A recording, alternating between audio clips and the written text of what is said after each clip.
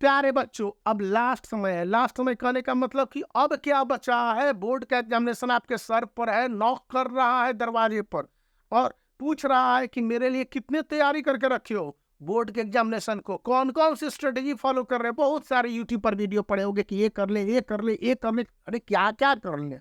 यहाँ पर मैं कोई क्लिक एंड बेट नहीं करने जा रहा हूँ, BIT वेट। तो यहाँ पर है कि आपको कम समय में मैक्सिमम मार्क्स अचीव करने के लिए क्या करने होंगे, ये देख रहा था और देखते देखते मैंने पहुंचा कि CBSE का जो 10 इयर्स क्वेश्चन पेपर है ये काफी ज्यादा उपयोगी होता है। आप कहेंगे कि कैसे उपयोगी होता है, कहाँ पर उपयोगी होता है? तो मैं बताता हूँ, लेट्स मी एक्सप्लेन।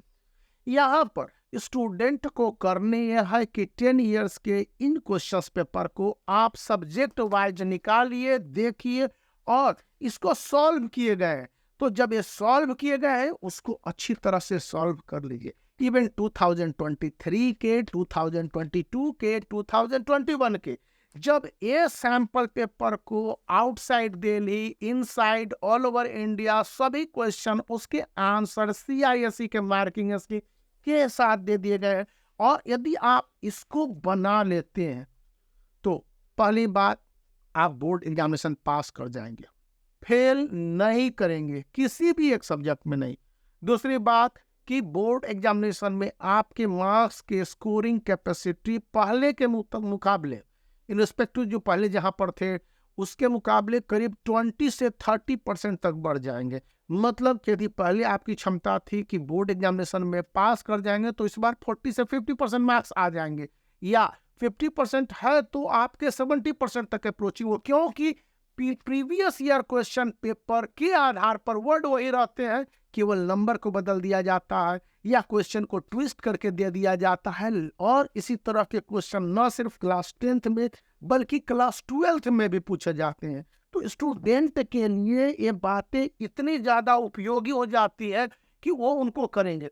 अब उसके बाद स्टूडेंट के पास ऑप्शंस है कि वो दूसरे पॉइंट में क्या करें। तो यहाँ पर मैं आपको बताना चाहूंगा कि आप उठा लीजिए किसी भी एक सैंपल पेपर को और उसके एक सैंपल पेपर को एक दिन में जरूर कीजिए और किसी तरह से एवरी डे कम से कम 2 सब्जेक्ट के 2 मॉक टेस्ट या 2 सैंपल पेपर को सॉल्व कीजिए। इससे आपको कॉन्फिडेंस मिलेगा, कम समय में क्वेश्चन पेपर को सॉल्व करने की कैपेसिटी, और उन सब से बढ़कर किस तरह से आंसर लिखने हैं इसके तरीके मालूम हो जाएंगे। आप समझ रहे हैं मैं क्या कह रहा हूं? मैं वही बात कर रहा हूं जो आपके बोर्ड के एग्जामिनेशन के लिए इस समय सबसे ज्यादा जरूरी, अनिवार्य है। तो आपके जरूरी के चीज आपको बताया, जो बहुत ही आवश्यकता आपकी है। अब यहाँ पर है कि जब भी सैंपल पेपर में क्वेश्चंस के आंसर सॉल्व करो तो उसके वर्ड लिमिट को ध्यान रखें। स्टूडेंट सबसे ज्यादा गड़बड़ाते हैं वर्ड लिमिट में। कहीं पर वो ज्यादा वर्ड लिख देंगे, कहीं पर कम वर्ड लिख देंगे और कहीं पर वो लिखेंगे नहीं। तो ऐसे में कहीं पर फॉर्मेट फॉलो ही नहीं करेंगे, तो फॉर्मेट आप फॉलो ना करेंगे आपके मार्क्स काट लिए जाएंगे। फॉर्मेट फॉलो करेंगे तो आपको मार्क्स मिलेंगे, सही तरीके से फॉर्मेट फॉलो करेंगे तो पूरे मार्क्स मिलेंगे। यहाँ पर इन बातों को याद रखने के साथ 2 बातें और ख्याल रखनी होगी कि एवरी डे एट लीस्ट आप जो लेटेस्ट पैटर्न के आधार पर कुछ क्वेश्चंस को NCERT बुक से निकालिए। यदि आप नहीं निकाल पाते हैं तो उसके लिए भी एक बुक मैंने देख रखा है जहां से कि स्टूडेंट को काफी कुछ हेल्प मिल जाता है।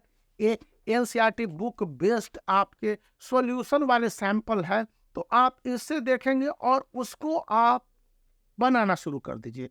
ये 3 पॉइंट्स आप करिए और बोर्ड के एग्जामिनेशन में जितनी अच्छी मार्किंग हो सकती है हो जाएगी, और ये हो जाने भी चाहिए क्योंकि आपके लिए इस समय मार्क्स इंपॉर्टेंट है।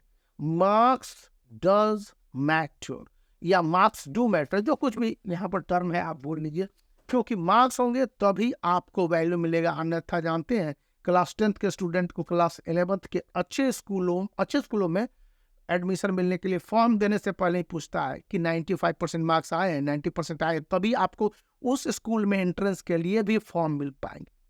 मेरी बात समझ रहे हैं ना? तो आप इस वीडियो को लाइक कर सकते हैं, चैनल को शेयर कर सकते हैं, सब्सक्राइब करना याद रखिए।